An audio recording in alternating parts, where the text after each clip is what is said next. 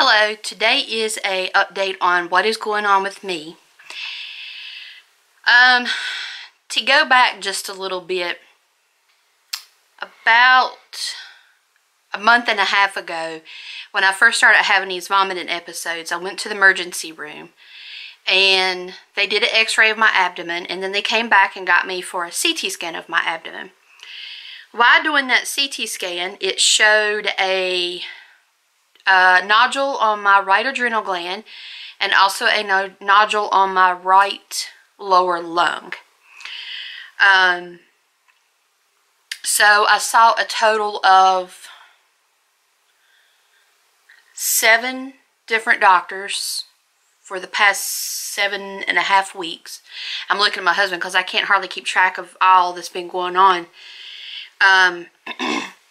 So I'm trying to think. I don't want to say anything wrong. So the first time I went to the emergency room, they were, I have to say, first off, it's the best care I've ever received going to the emergency room. And the nurses, the staff, the doctor, everybody acted very quick. I was very sick though. And so they done every precaution to me that I felt was beyond excellent care. I mean, it was just phenomenal, the care that they were giving me. So I came home and then I went to see my regular doctor, and she was like, I don't know, let's send you to a GI doctor. So within that time frame, I got sick again, another vomiting episode. I had to go back to the emergency room again.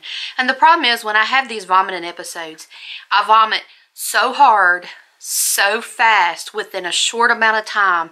I completely deplete the electrolytes that's in my system. So within an hour, rule of thumb is, and what I've always thought is, when you pinch the top of the skin on your hand and it goes back down, you're not dehydrated. Within 1 hour vomiting, because I would spend a whole hour, 1 to 2 hours, sometimes 3 hours, vomiting nonstop. And after I stopped vomiting, I would pinch the top of my hand. My skin would literally stay like this. I would have to take my skin and spread it apart to get that to go back down. After the second episode of vomiting, I went back to my regular doctor again. And because by that point I told her, I was like, I'm losing control of my entire body when I vomit.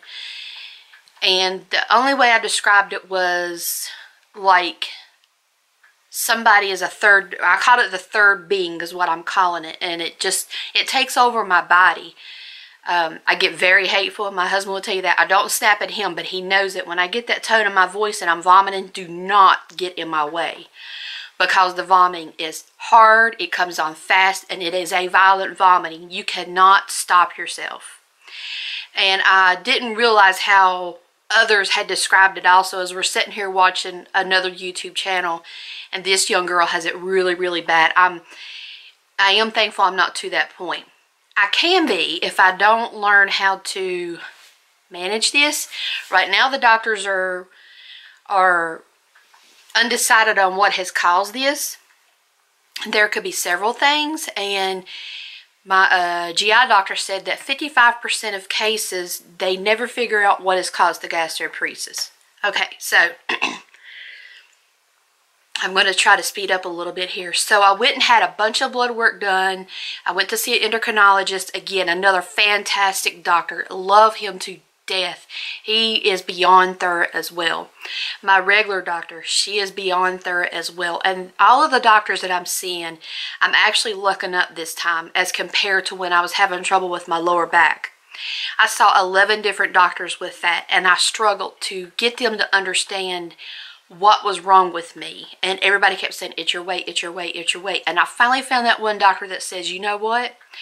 You fell years ago and you have really messed your lower back up, and there's no fixing it. That's a different vlog. So this time I have looked up really, really good and found some of the best doctors. So I I went and had a bunch of CT scans, x-rays. I had a stomach emptying test. I had, I think the last check I had was 29 vials of blood work. I mean, they really put me through the ringers, figuring out what these tumors are, and this gastroparesis and all that good stuff. So I had an upper GI done.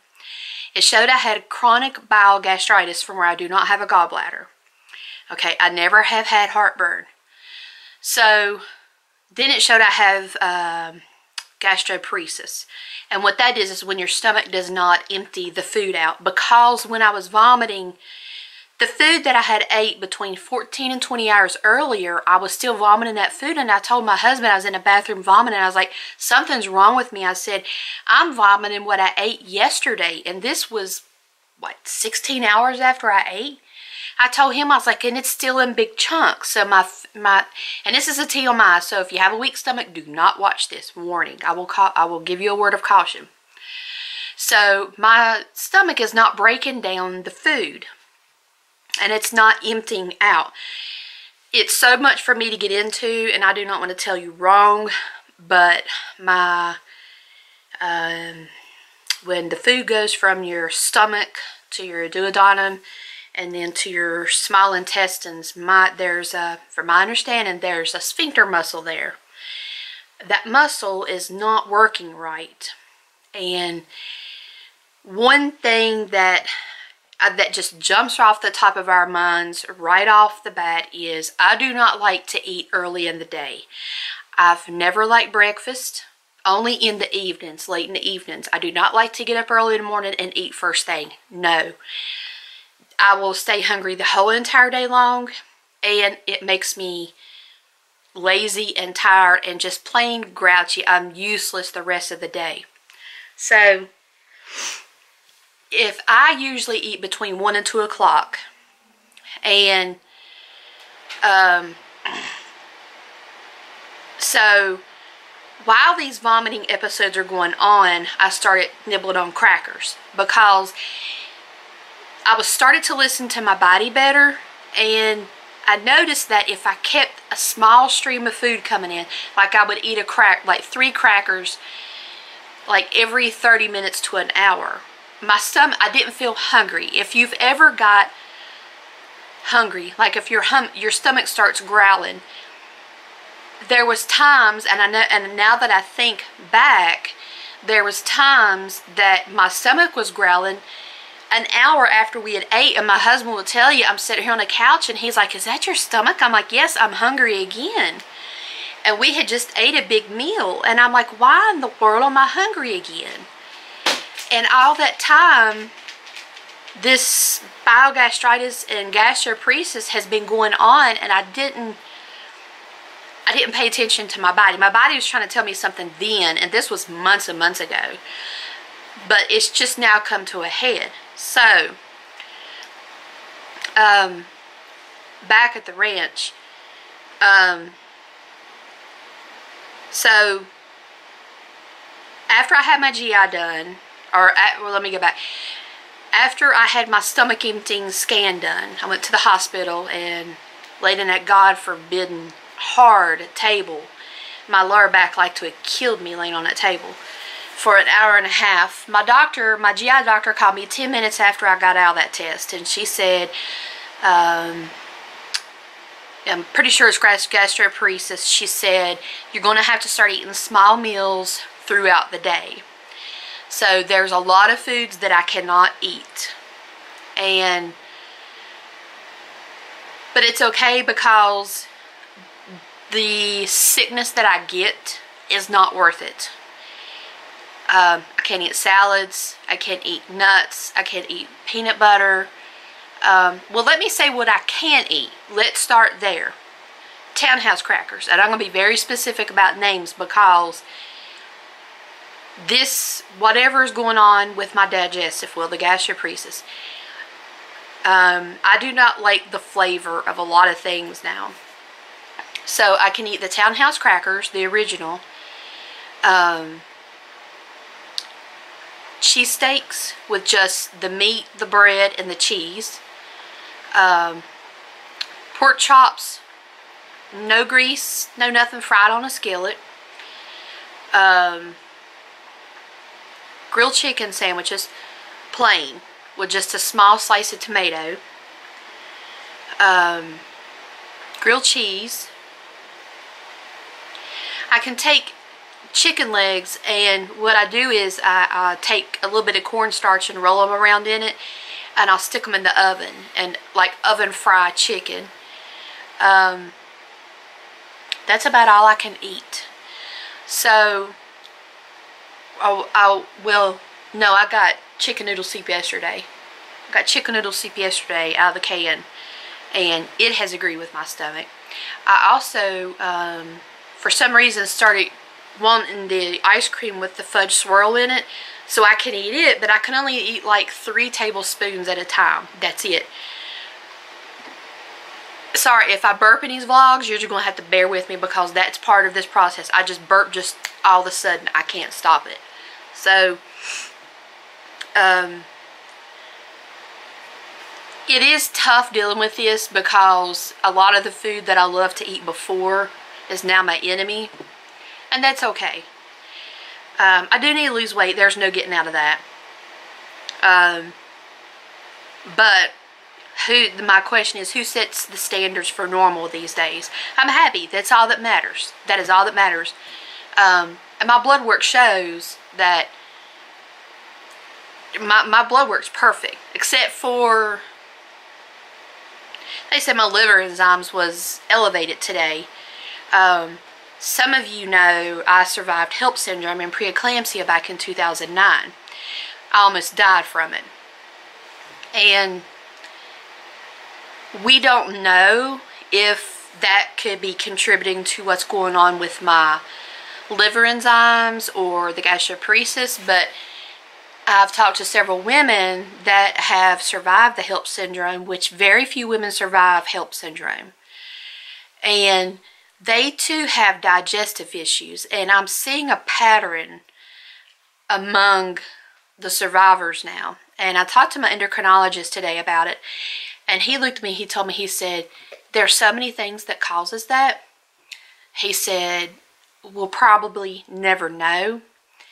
But given that the women that have survived HELLP syndrome, we are kind of like in our own little category because it's so unknown, because our liver gets so sick, if you say. Women die from HELLP syndrome every day, and there is absolutely no research that goes into that stuff. So, I've reached out to several women and talked with them about their digestive issues. And I see a pattern. So if you have survived HELLP syndrome, drop me a note below, a comment, or you can email us. Our email address is in the description.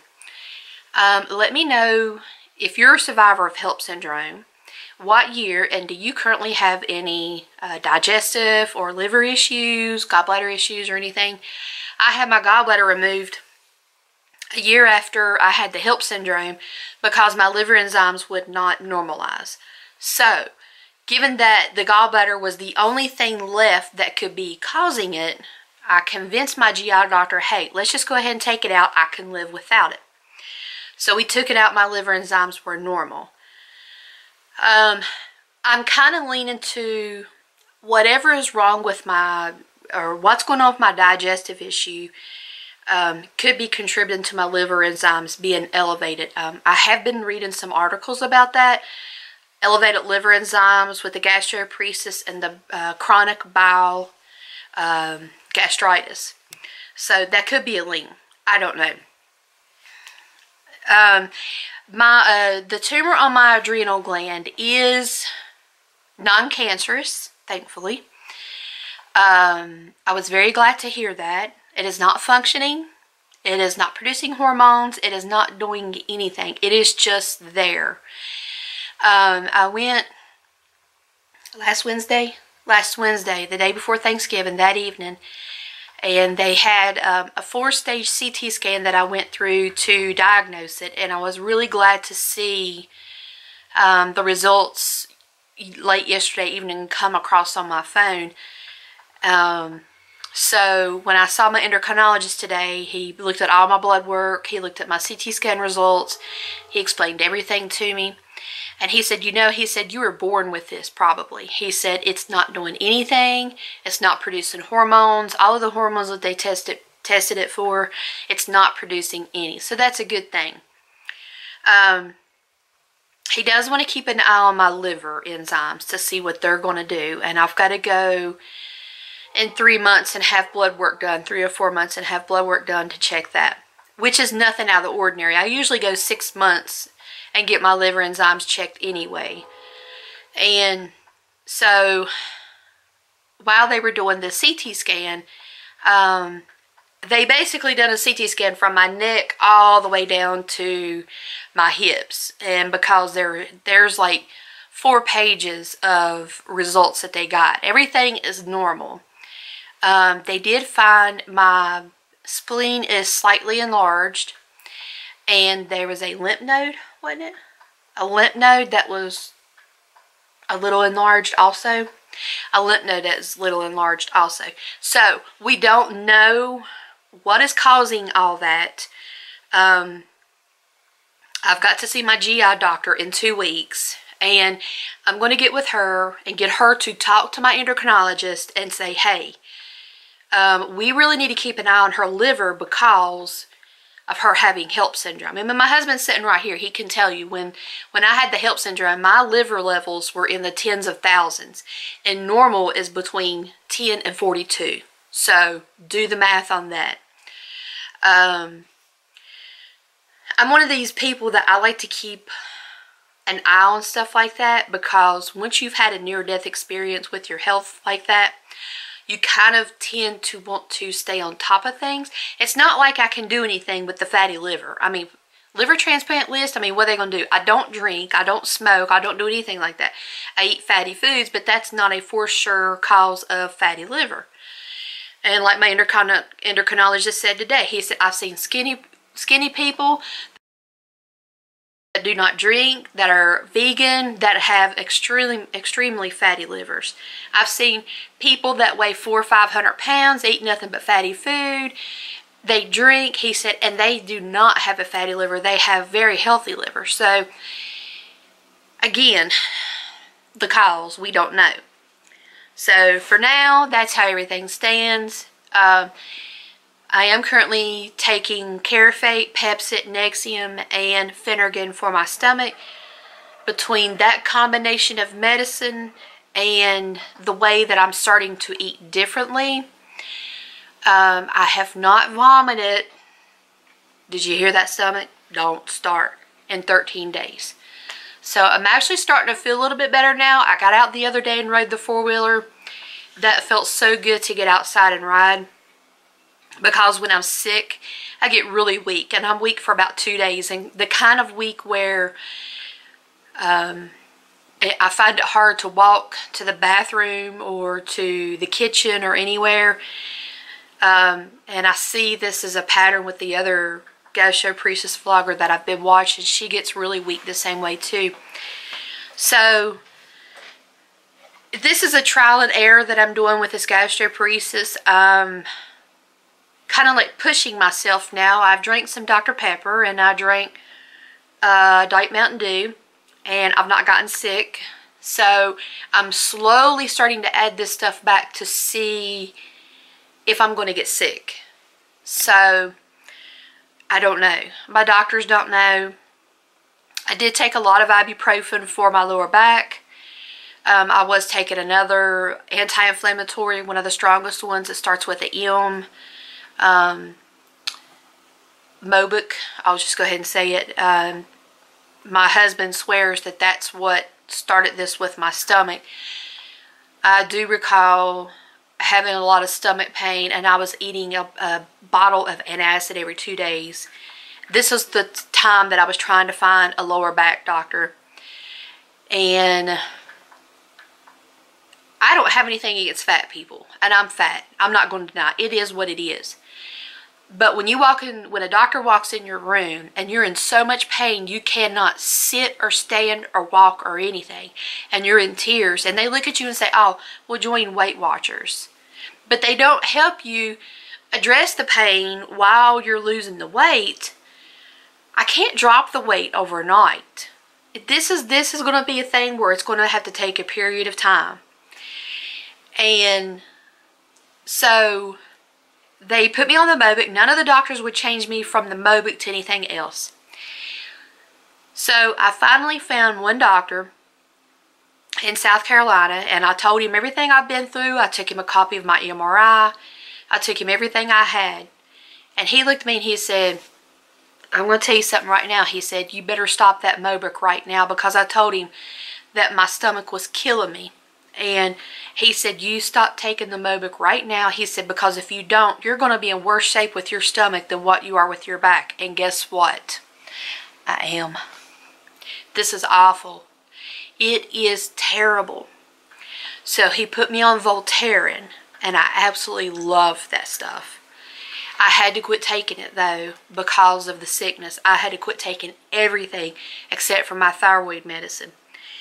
And I've slowly started to add stuff back, because everything that I stopped was not making me sick. So will we find out what's causing this? More than likely not. But I did strip my body of everything except for crackers. I stopped taking all of my medicine except for my thyroid medicine. Now I'm slowly starting to add stuff back, because I want to know what's triggering me. Because I'll be 45 next month. I got to live the rest of my life with whatever is going on with my stomach.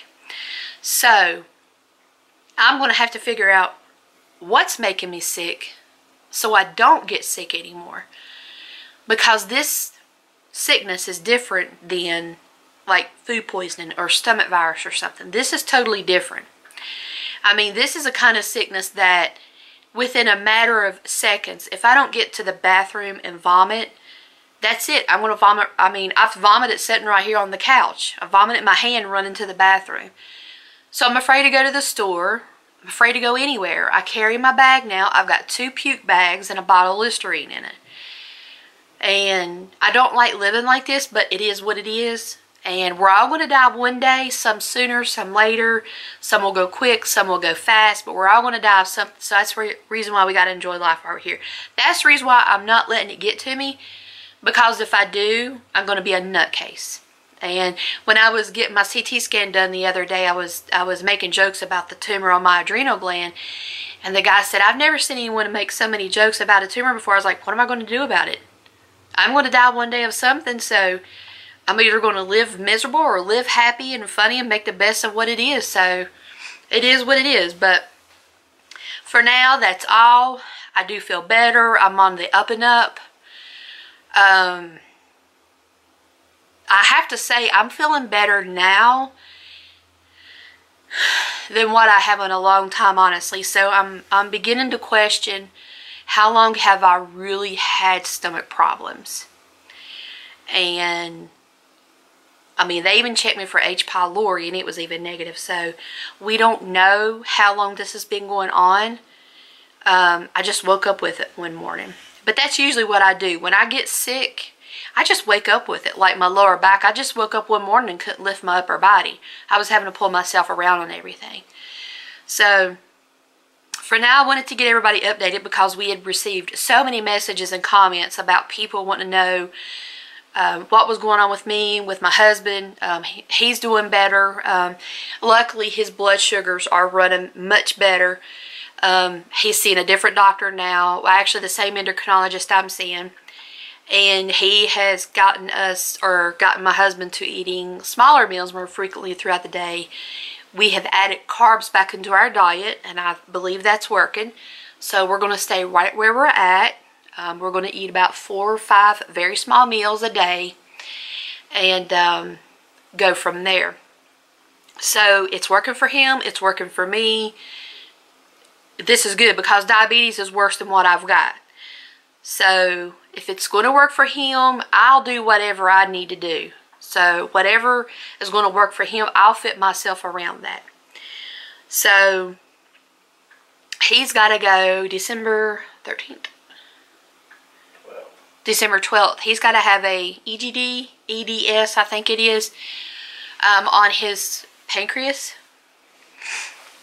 His pancreas, because they found precancerous cells. They found precancerous cells in his pancreas. So I think the reason why he's going for this EGD, EDS, I think it is, to a different GI doctor is for a second opinion, or I don't know, did they really say? They really didn't say, so I'm assuming it's a second opinion, or more, it's a more in-depth GI from what I've read online. So we'll do an update and a vlog about that. But for now, both of us are actually feeling a little bit better. I just hate that we're feeling better in the winter. Cold weather is getting here. I really hate cold weather. I hate being inside. I like to be outside, working in the yard, working in my building, or riding a four-wheeler, or being at the creek. That's what I like to do. So for now, I just want to say thank y'all very much for the support.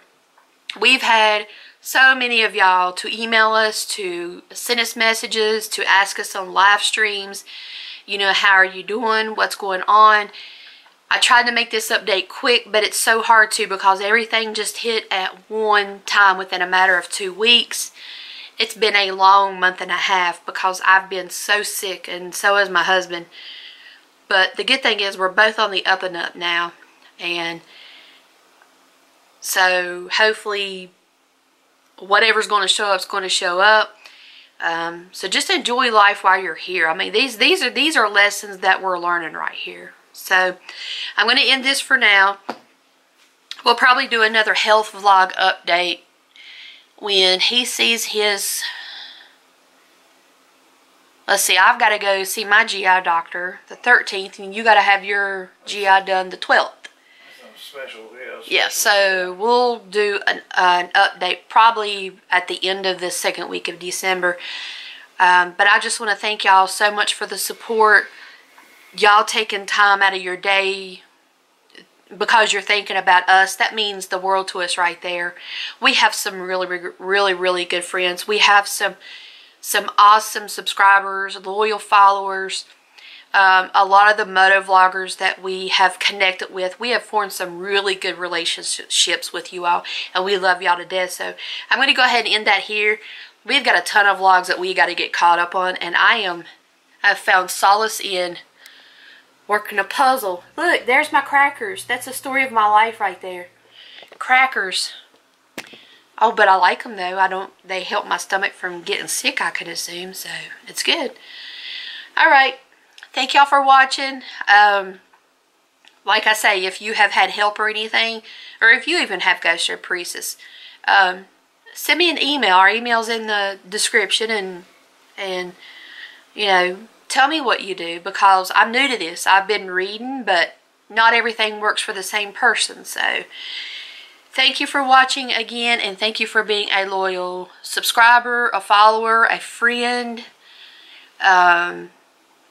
everything. But you know, our motor vlogger friends, y'all are awesome people. I have to say, y'all have really went above and beyond the word friend. Some of y'all we consider family, and some of y'all we're actually going to meet hopefully this coming winter. So we do a little bit of traveling. So thank you for watching, and have a great evening.